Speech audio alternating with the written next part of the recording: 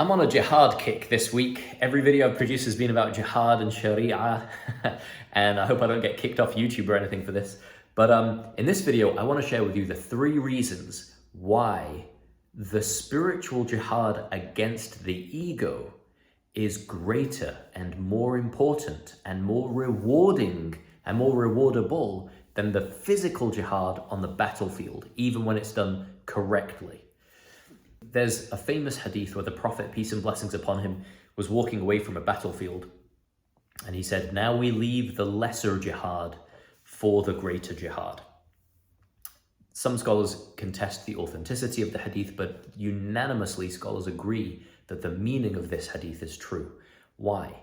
Because there are 3 reasons that the spiritual struggle against the ego is superior to the physical struggle against a combative enemy, even if it's a legitimate physical struggle where the enemy is attacking you and you're trying to protect innocent people. Even that great noble thing of sacrificing your life to protect innocence is not as great as the spiritual struggle against the ego. Why? There are 3 reasons. Number 1, in physical combative jihad, your enemy is visible. And in spiritual jihad against the ego, your enemy is invisible. Which is harder, to fight an enemy that you can see or to fight an enemy that you can't see? Right? Think of it like a Marvel comic book character, right? Wouldn't it be really hard to fight an enemy where they can go invisible? You literally can't see where they are? That would be much harder, right? So it would be a greater struggle, a greater jihad to fight the invisible enemy. In physical combative jihad, the enemy you can see and it's visible, therefore it's easier. In spiritual jihad, the enemy is invisible, therefore it's more difficult, it's more of a struggle, and it's more rewarded. The second reason why the spiritual jihad against the ego is greater than a physical combative jihad against a physical enemy is that physical combative jihad is limited by Allah. It is limited in scope.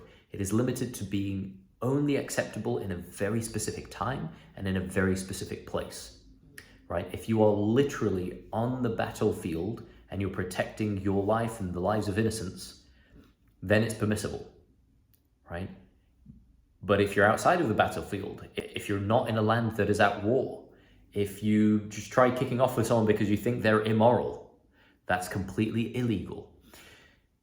So the physical combative jihad is limited to a specific time and place. If you do it outside of that time and place, it's haram, it's forbidden, and you will be punished by Allah for doing it. The spiritual jihad against the ego is for all times and all places. Every moment of our lives, we can either be conscious and aware of Allah's presence, in which case, and we can be doing this spiritual jihad of consciousness and presence. This is a constant battle. It's for all times and all places. It's even required on the battlefield, right? There's a famous case where Ali radiallahu anhu, the companion of the Prophet, was on the physical battlefield doing physical jihad, and he was about to strike someone, and then that person spat at him.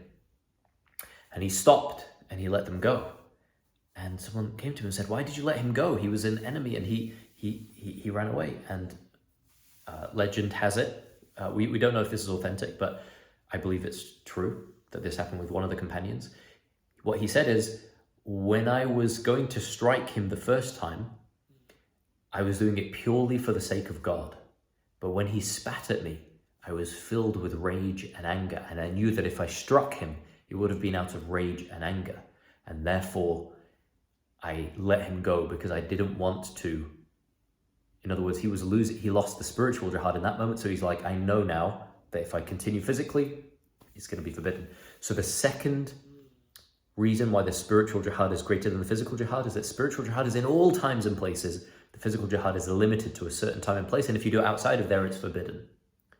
The third, perhaps most powerful reason, if you lose the physical combative jihad, so you're fighting a legitimate enemy on the battlefield, someone's come into a coffee shop and they're trying to kill everyone in there, and you give your life in order to try and stop that person, and they defeat you and you lose and they kill you, where do you go in the afterlife? You go to heaven or hell? You go to heaven, right? If you lose the physical combative jihad and you are slain and you die, you go to heaven. If you lose the spiritual jihad against your own ego, you go to hell. That's how important it is. If you lose this one, you go to hell. Literally, as the Quran says, nothing will avail you on that day, on the day of judgment, not your wealth nor your children, except the one who brings forth qalb salim, the sound heart. The spiritual jihad, if you lose it, you're in real trouble on the day of judgment.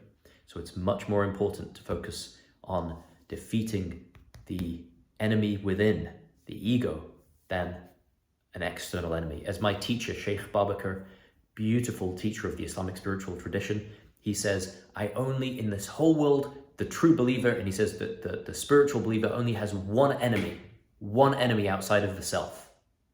We only have one enemy outside of ourselves, and that is shaitan, the devil. Aside from that, no human being is really our enemy, right?